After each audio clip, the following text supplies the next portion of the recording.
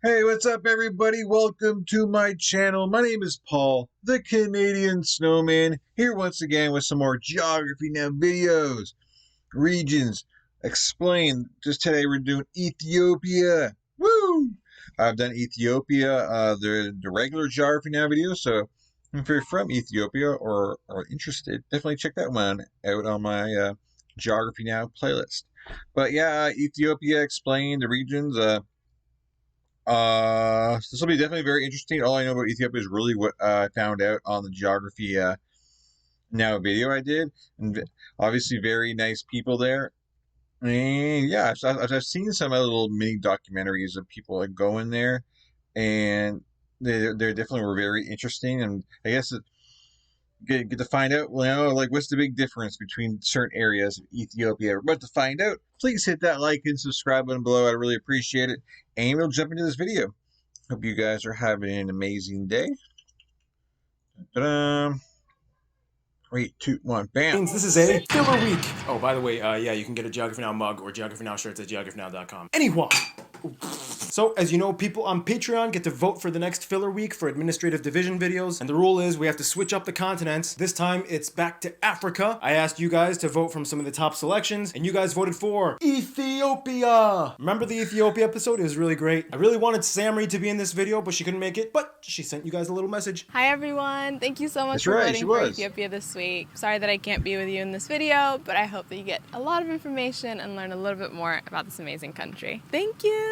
Thank you, Samri. Now, I had the very fortunate experience to actually go to Ethiopia last year with Caleb. We had a layover in Addis Ababa. I met up with Abdul, one of our subscribers. Really awesome guy. I actually reached out to Abdul to see if he'd like to be in this video. He said yes. Abdul, say hi. Hello, this is Abdullahi from Ethiopia, land of origins. I met Caleb and Paul last year while they were visiting Ethiopia. Thanks, Abdul. For those who don't know, Ethiopia kind of has like a very reputable position in the African continent. It was never fully colonized, like the Italians took a stab at it for like 5 years, but it didn't really work out. Fascinating place, both in the city and the countryside. And what's even more interesting is that each region of Ethiopia has such a fascinating story in contrast with people groups and languages. You have 4 main ethnic families, the Habesha, Omoric, Nilotic, and Cushitic. You can travel less than 20 miles and find a completely different people group with a different writing system and language and cultural tradition than the one that you just passed through. It's amazing how the country holds itself together. Today there are 10 regions, or Kili. Keep in mind, actually in June of 2020, the Sidama zone actually got upgraded into a region, making it the newest region. And in addition, they have 2 charter cities, which act like regions. And on top of that, you have 10 special woredas, which are like districts within the regions that have their own autonomy and don't act the same as the regions. It's confusing. Here's a list of all 10 of them. We don't have time to get into it. All right, and before we jump into it, just want to mention that this episode is brought to you by Sykes glasses, the blue light blocking glasses. If you're like me and you spend a lot of time on the computer or laptop, sometimes you get a little bit of eye strain, Sykes hooks you up. Each pair of glasses even comes with this blue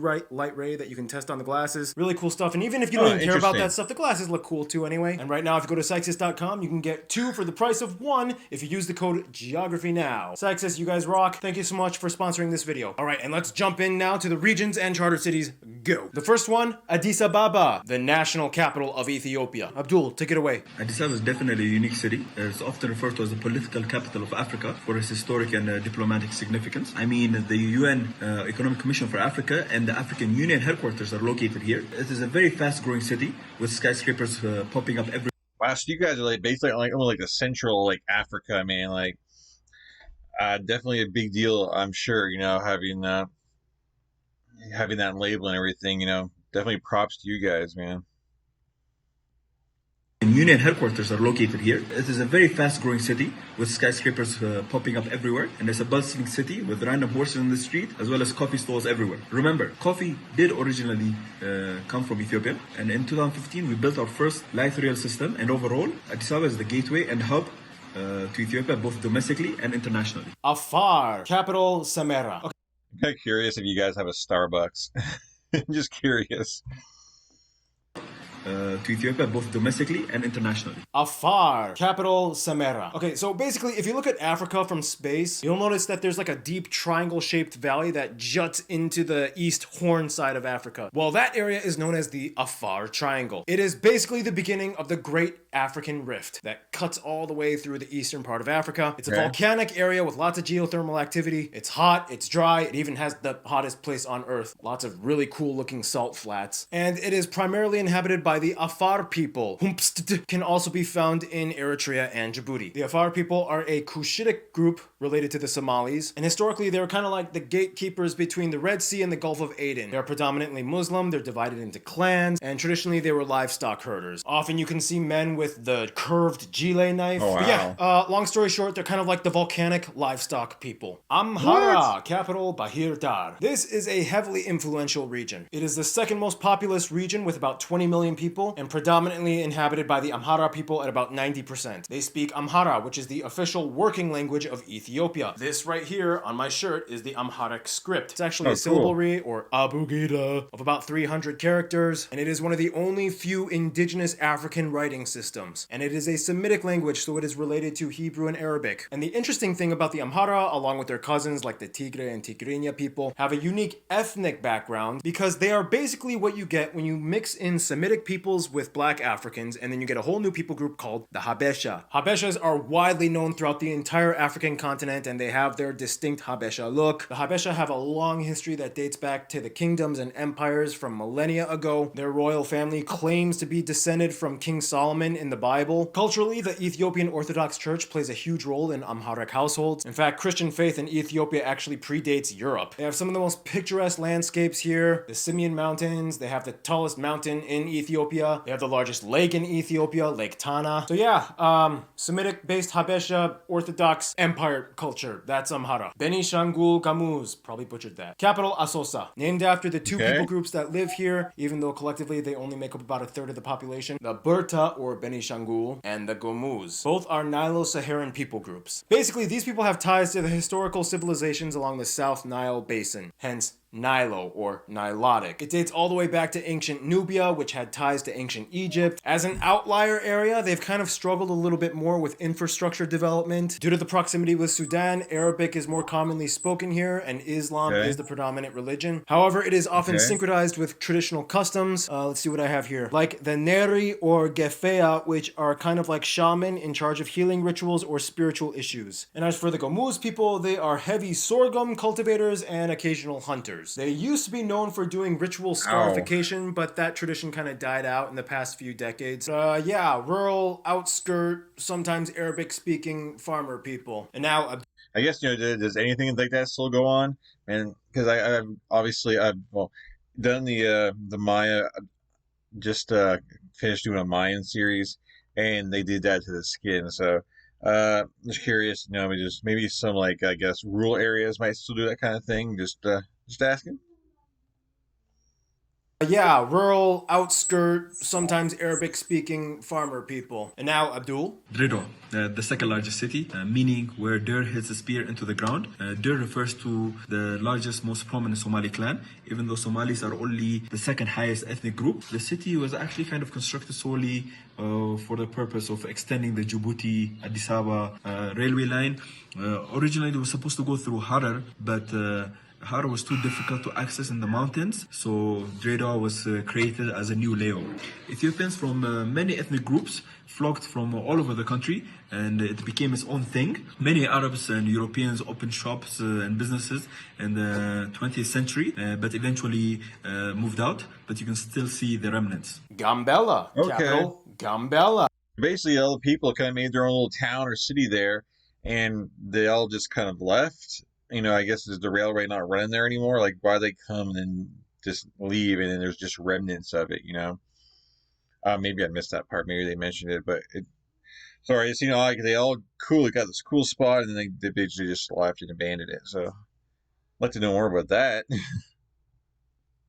Moved out, but you can still see the remnants. Gambela, capital Gambela. The westernmost region of Ethiopia juts into South Sudan, and just like South Sudan, the predominant people group here are Nilotic, the largest groups being the Nuer and the Anuak. The majority of the population here is Christian, mostly Protestant at about 70%. This place sits on the humid lowlands, and whenever people come from like Addis Ababa or anywhere outside, the people are always like, it's a Highlander. That's what they say. Almost a fifth of the land area of this region is made up of the Gambela National Park, which has one of the highest concentrations of flora and fauna in the country. Wow. This is also the site believed to have oil in Ethiopia. In 2003, they signed a deal with the Petronas company in Malaysia for drilling. But yeah, in any case, it's kind of like the Nilotic link between Ethiopia and South Sudan. And for the next one. So definitely, things are definitely going to, with oil being discovered, things are definitely going to prosper. Now, I think this video was only done like last year or so, I guess they're going from region to region. They can't really tell you too much about each region or else you'd be here forever, right? So never mind. In any case, it's kind of like the Nilotic link between Ethiopia and South Sudan. And for the next one, Abdul. Harari, my home region, capital Harar. This is the smallest region and lowest in population. It almost acts like a charter city, but it isn't. It's still a region, home of the Harari people, a Semitic group, but we only constitute about 10% of the population there now. Historically, this area had some problems with former Ethiopian emperors, and there has always been some kind of conflict, as we used to have our own ruling sultanate and emir system.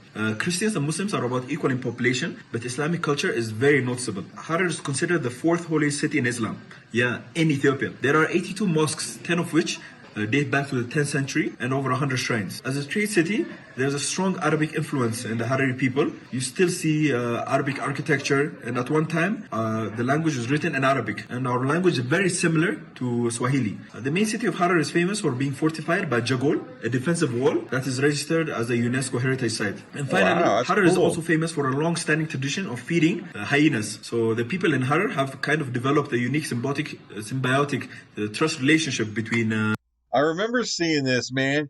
Just that being it's just that picture right there, it, like, terrifies me. Like that hyena, man, just like things go wrong, the hyena's gonna bite this guy's face off.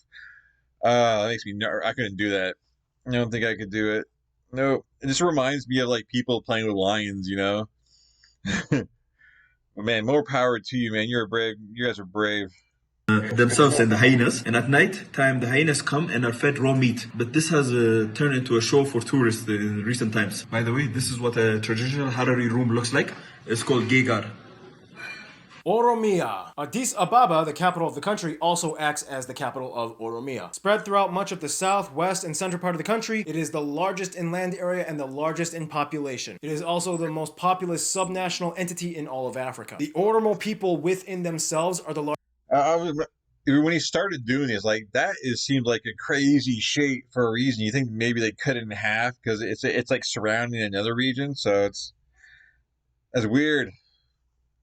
The most populous subnational entity in all of Africa. The Oromo people within themselves are the largest ethnic group inside of Ethiopia, taking up about a quarter of the entire population. When Caleb and I were in Ethiopia, we had the pleasure to actually check out this area too. We went to Adama, which sits right on the East African Rift, so many of the rivers and lakes have geothermal activity. We were lucky enough to jump into a natural hot spring where wild monkeys crawled around stealing food. We visited a friend's house who was from the Guraga tribe. He had a traditional gojo house in his backyard. Inside, you could see the living units. It was really cool. I put all of this on my Instagram highlights. You could check it out if you want. The Oromo language is a Cushitic language related to Somali. It is written in the Latin alphabet, so you'll see that a lot on the street signs. Oromia has a ton of resources, gold, agriculture, minerals, cattle, chat. Yeah, oh my, Ethiopians love chat. You'll see like chat stalls everywhere in Ethiopia. Holy crap, they are addicted to that stuff. Sidama, capital Awassa. Now remember, this is the newest region that just joined in June of 2020. They used to be part of the Southern Nations, Nationalities, and Peoples region, but like with a landslide 98.5 in favor vote, they seceded and became a region. They got upgraded from zone to region. Predominantly inhabited by the Sidama people, whom forthwith are a Cushitic people group. Historically, they had their own kingdoms, most notably the Kefa Kingdom in the 1400s. These kingdoms were ruled by the Muchicha, which was like a king but was nominated by family and would be presented and coronated at the Fiche or Sidama New Year's ceremony. Hey, I'm learning alongside with you. And essentially, these people are kind of known for being the coffee people of Ethiopia. Right. They alone, in their own region, make up about 28% of the entire Ethiopian coffee output. They produce a lot, which was one of the key determining factors on why they wanted to become a region, and they broke away. I mean, it's kind of like the Catalonia thing. It's like, we make a lot of money, we're tired of holding down the other people. I guess, the Sidama is kind of like the Catalonia of Ethiopia. Don't quote me on that. I mean, you probably will, but I mean, I'm just making very weak comparisons. Good job, Paul. Whatever. Moving on. Somali, not to be confused with Somalia, the Somali region of Ethiopia. Capital, Jijiga. Love that word. Jijiga. Yes, the majority of people here at about 98% are ethnically Somali. And yes, that means they have pretty much the exact same ties and culture to the Somali people in Somalia, or the self-declared state of Somaliland. I'm kind of curious, how secure the border is. I mean, is it pretty easy? Let's just say if you're going from Somalia to Ethiopia, is it pretty simply is it just like a walk across the border, or is there actually security or a fence along the border? Just kind of curious. But that's another thing. I'm not going to get into that. Located in the historic territory of Ogaden, part of the Darod clan, the Somali region of Ethiopia is considered part of the larger Greater Somalia, or the area of Africa where all the Somali people live. Even their border with Somalia isn't exactly completely agreed upon, and people living close to the border don't even bother to demarcate which country they live in. Many people who live in Somalia will actually just cross over and apply for Ethiopian citizenship by using their family to vouch for them, because the Ethiopian passport is more powerful than the Somali one. In any case, the vast majority of people... Okay, I guess it kind of answered my question. So yeah, it definitely makes sense to get an Ethiopian passport. It's probably definitely higher, like I said, in more high regard than the Somali one. Interesting. I wonder if there's any more people on the inside of Somalia that try and get the passport. Maybe because they know someone from Ethiopia or know someone from the border, so they just kind of use that as a way to get a passport. You'd think so. Anyways. To vouch for them because the Ethiopian passport is more powerful than the Somali one. In any case, the vast majority of people here are Muslim. Somali culture, if you don't know about it, is just filled with way too many vibrant cultural traditions and food, and it's just too much to talk about. We'll talk about it in the Somali episode. But in a nutshell, it is heavily rooted in pastoralist culture, as much of the land is arid, dry shrubland. But yeah, it's basically Ethiopian Somalia, for lack of a better term. Okay. Don't quote me on it. You will quote me. I'm ruining my life. Moving on, the Southern Nations, Nationalities, and Peoples region. That's literally what it's called. They share their capital, Awassa, with the Sidama region that just, got a new region status. They're talking about potentially maybe getting a new capital, but for right now, Awassa acts as the capital for both of them. In any case, this is the most ethnically diverse area in all of Ethiopia. Most regions in Ethiopia only have a couple ethnic groups, maybe 10 max. This one has over 50, some say over 80, depending on how you want to divide the subgroups. It is also Ethiopia's most rurally dispersed region, as about 90% of the population do not live in cities. They live on their own little plots of land in the middle of the countryside. 90%, can you believe that? Here you find the most contrasting communities with different clothing, jewelry, lifestyles, celebrations, and values, all within short distance from the next one. Prior to the... That'd be cool. That'd be one of the things I if I were to ever go to Ethiopia, just to go travel between these little groups and stuff, and just check out the big differences and stuff. I seen in a video because they live in these rural outside areas in their little communities. That if a white person went to a lot of people have never seen a white person before. I've heard so.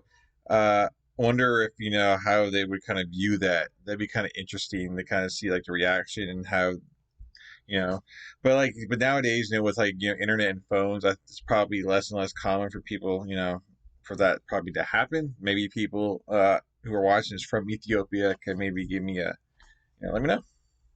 Breakup, the Sidama people were actually the largest group at about 20%. But now that they aren't, the new largest group is the Welaita at about 11%. Now, this is actually the largest coffee producing area in all of Ethiopia. Sidama got 28%. This place has 45% of all of Ethiopia's coffee output production. They also grow some of the largest amounts of ensete, or Abyssinian false banana, which is actually cultivated for its trunk and stems. They mash it into a paste and make it into a little circular disc. Caleb and I actually tried it. Caleb absolutely hated it. Even Abdul and the other Ethiopians we were hanging out with, they didn't even like it. But me, trying to be the douchey, I'm so cultured, I'm all oh, it's good. But in reality, I didn't really like it. I have to be honest. Anyhow, this place is also known for the world famous Omo Valley with the Omo National Park and Omo River. There are so many cultural villages you can visit where you can meet the native people. Cool. They also have a small piece of Lake Turkana on the border with Kenya, and they are also on the border disputed area of the Ilemi Triangle with South Sudan. Check it out if you want a diverse experience. And finally, the Tigray region. And here we go again. Abdul, take it away. Tigray, Makale. This is the Northernmost Region. This is a very cool one. The area is inhabited mostly by the Tigray people, and they're basically the closest cousins to the Amharas. Both mostly Orthodox, ethnically Habesha. Their languages are partially intelligible, and they even write in the same script, the Ge'ez. The Tigray region is blessed with some of the most contrasting landscape and historical landmarks. You have the upper plateau and mountains like Saramba and Ambalaje, but the most notable thing about the Tigray region is its landmarks and monuments that date back to the kingdom of Aksum around 1st century AD, distinguished by its rock-hewn architecture in which entire buildings and churches were just carved out of the rock. This was where some of the earliest Ethiopian history begins, and hold on a second. That is like fascinating. Wow. So there's could be like a church inside there, someone's home with like different rooms. It's not like just one little room, right? It's like, the whole house or whatnot. That is cool. I'm assuming that maybe down around the other side is like the door or another window or something. I guess you can squeeze through out of that. But man, that is so cool. It feels like, something like out of Star Wars or something, man. That's neat. Anyways. Just carved out of the rock. This was where some of... Was this carved out of a rock? I guess not. Swirly has... Okay. The earliest Ethiopian history begins, and archaeological sites pop up more and more over time. So yeah, there you go. Those are the regions and charter cities of Ethiopia. For what it's worth, I'm so glad me and Caleb got to have the experience to go there last year. The people were so super nice. They showed us around. They were really proud of their country, and I feel like I got a great experience. So what did I miss out on? If you are Ethiopian, feel free to write in the comments anything else I forgot to mention about the regions. Teach us. And thank you so much. Hope you guys have a good one. Stay cool. Stay tuned. What I love about doing all these videos, you kind of get to learn cool stuff about the smaller, places that you don't hear too much on the news or, don't get all the attention compared to other countries. So, yeah, definitely, these things are definitely really cool. But anyways, please hit that like and subscribe button. This was definitely really neat. And I just like, in these videos, it's just showing different cultures and how much in one country, just how many cultures there can be and stuff, and just how different things are, even though it's all in the same country. Always so cool to see. But anyways, you hit the like and subscribe button, comment below anything else you'd like me to know and whatnot, and I'll catch you guys in future videos. Always fun. Peace. Love you guys.